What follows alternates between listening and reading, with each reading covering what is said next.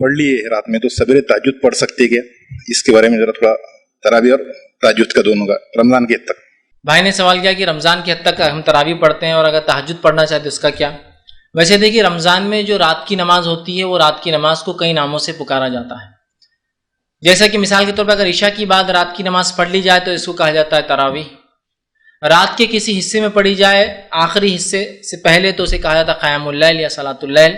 اور رات کے اگر آخری حصے میں جو سحر کا وقت ہوتا پڑھی جائے تو اسے کہتے ہیں تہجد. تو نماز ایک ہے کئی نام ہیں. بھائی کا سوال ہے اب رمضان میں ہم تراویح بھی پڑھے اور تہجد بھی پڑھیں. میں کہوں گا ایک ہی نماز ہے, آپ اول پڑھ سکتے ہیں آخر دونوں. لیکن اب کوئی انسان ہے وہ چاہتا ہے کہ اس کا فائدہ اٹھائیں تو یاد رکھیے اگر آپ نے رات میں تراویح پڑھ لی تو ابتدا میں اگر 8 رکعتیں پڑھ لی تو 8 رکعت پڑھنا یہ رات کی نماز سنت ہے, یاد رکھیے. تو آپ کی وہ نماز تو ہوگی. اس کے علاوہ رات میں اٹھ کر جو پڑھیں گے آپ, جس کو آپ تہجد بول رہے ہو, ایک طرح سے نفل ہوں گے.